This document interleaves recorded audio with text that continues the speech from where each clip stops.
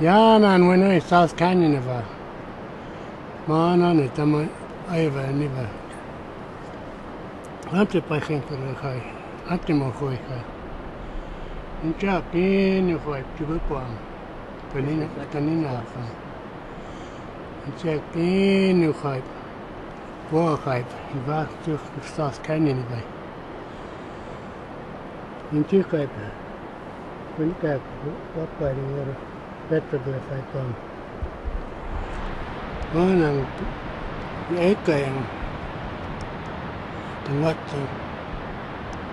one and Kukai. Kaidamantuk.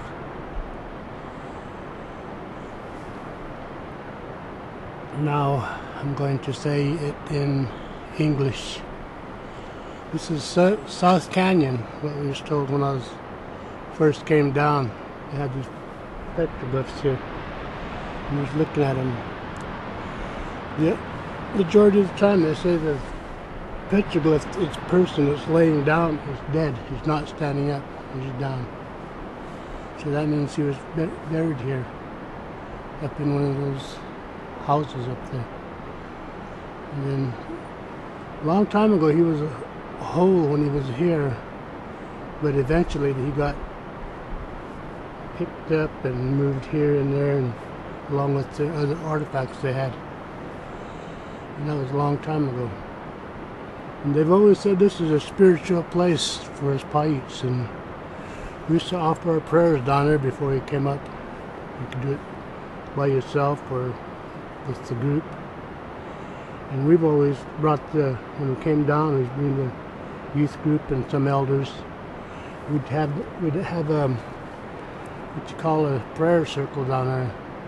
And what we use down there is your ump. Your ump, we call it the red ochre. That you put it on your feet, or you can put it up here somewhere. So that's help you protect you when you come up.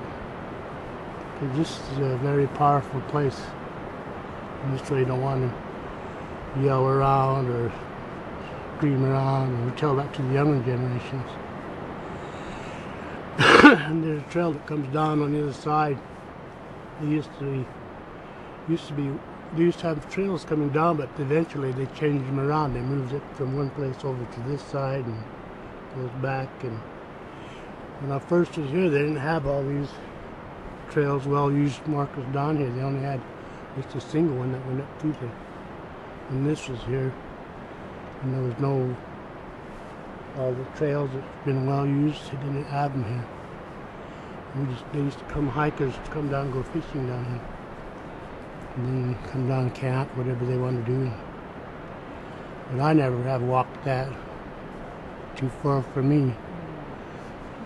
So, only time I walk is nowadays get on my bicycle, and you don't go nowhere. You just go pedal for miles and still don't make nothing.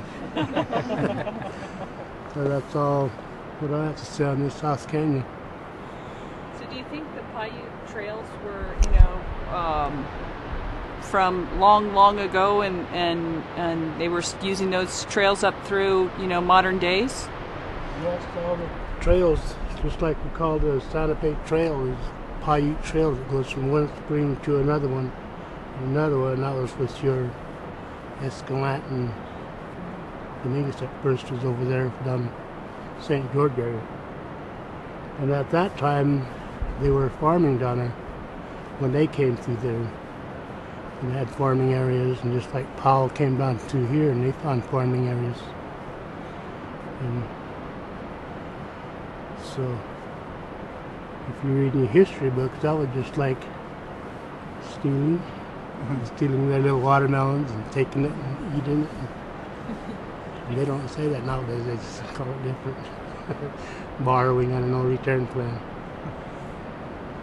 So, other than that, it's pretty good once you start learning about this place and what not to do and what to do. And have to respect the land. Do you think a lot of the trails that are down here now are the ones that some of the Paiutes used back in the day were originally game trails, or did that start? Hang on 1 second, let us get back. To follow okay, we're ready. The game trails make their own one, easiest access to get down off this canyon. So eventually they use those for trails, and most of the game trails, from what I understand. Like the big sheep come down through there. You don't want to see them jump off the hill like this and get down to the water. You have to find somebody to go along.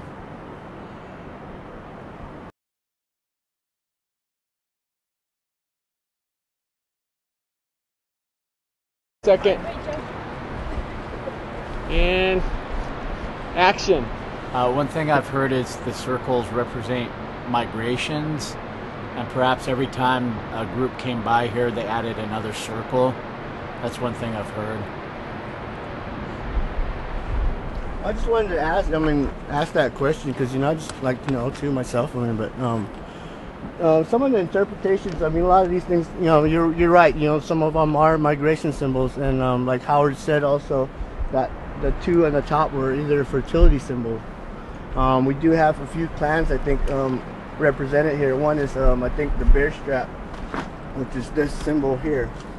I don't know if you can see that. It's kind of got the J symbol, and go ahead and do it again. Usually I can get those afterwards, but since you're this is like considered the bear symbol or a bear strap for the clans.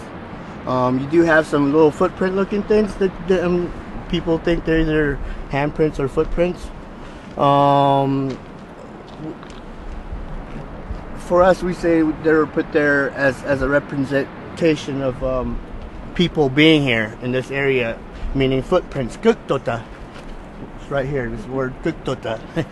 But that's basically what it represents, that a footprint was put here in this place at one time by people, by the ancient ones, not us, but whoever traveled through this area.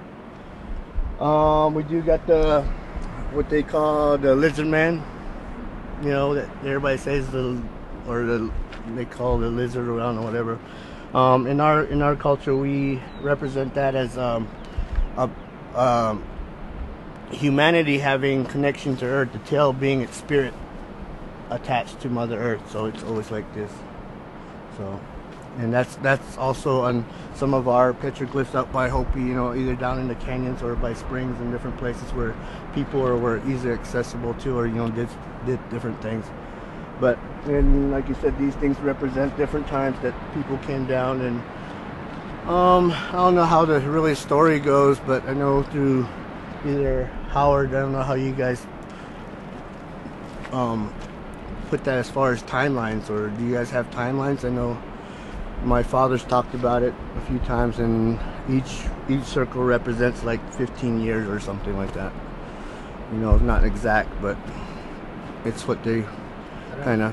I don't know about a timeline, but I would say that each period that they came back, they did put a circle around it. And it's probably the same clan, being here again, completing their migrations. And the ones on the top, those are like seeds, like for fertility. And that's just not for human race. That's for all living things on the earth. Like be it a corn seed or all the way to a human seed. So that's the relation. That I think that what the Hopi are trying to relay is that creation. It's everlasting. That it's always here. It's a story what I heard, but a long time ago, I guess, when the Catholic priests were still around out at Hopi, I guess they would send runners out here to get water from this spring over here. But I guess the real purpose behind his intention was to, sleep with their wives. So he would send runners all the way out this way to get water, and in the meantime, he was doing his business back there. But they got smart about it, and so they tried to trick him, I guess. So they went to different places and got water from different places, but I guess maybe he knew the taste of it, and he said this wasn't the water. But eventually they did catch him, and that was probably one of the reasons why they got rid of the Catholic priest out there, because of their bad doings out there. So I just wanted to relay that to you, that just imagine, back then, having runners come all the way from out there, all the way to here, which would probably be a couple days trip or something, and I guess his bad intentions caught up to him. Yeah. But I think this is probably the spring where they came to.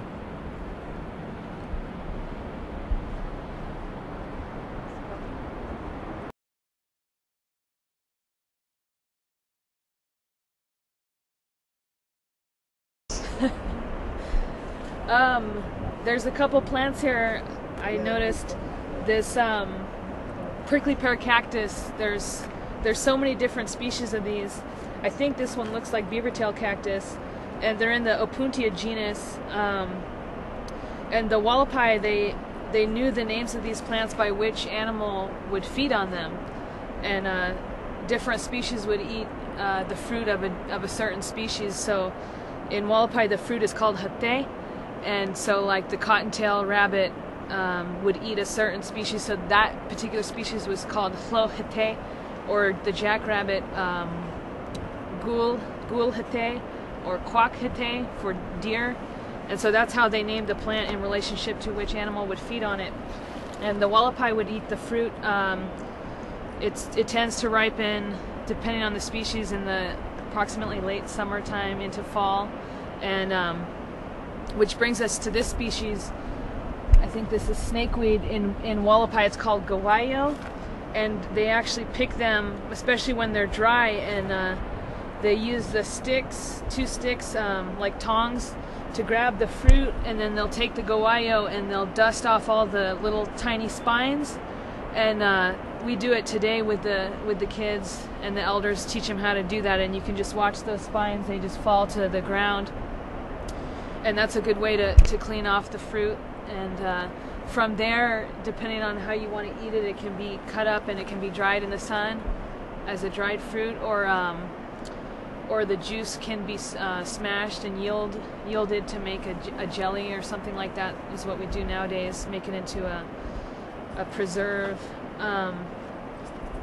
And also the gawayo, they say that the Hualapai used it ceremonially to call the rain, so they'd hold it up to the sky, and if they wanted the rain to come, they would use that plant. And also some of the species, the pad can be cut in half, and it can be used as a poultice for like a sunburn or something like that.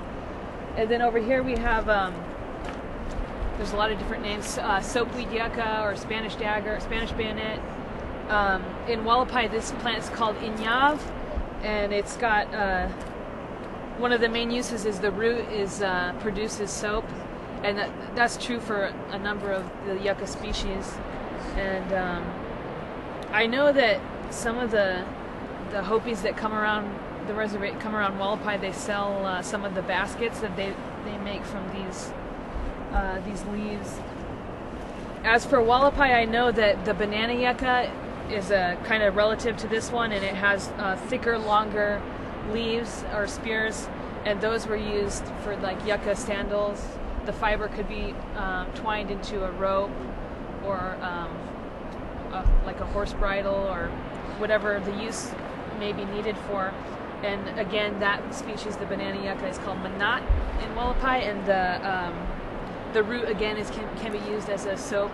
It yields a lather, and the fruit of that species, the manat, produces a banana yucca, and that was eaten in it's about the same time as the prickly pear, like late summer, early fall.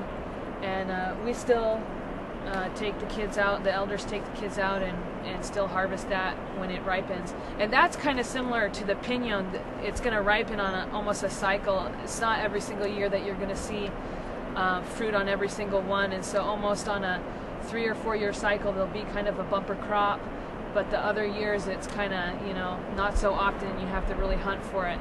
But the fruit of that is cut open, and the black seeds are taken out, and the seed casing is taken out, and it can be roasted in a pit, and then it produces a soft, almost kind of like banana texture, and it can be dried or it can be eaten that way. That's pretty much it. I know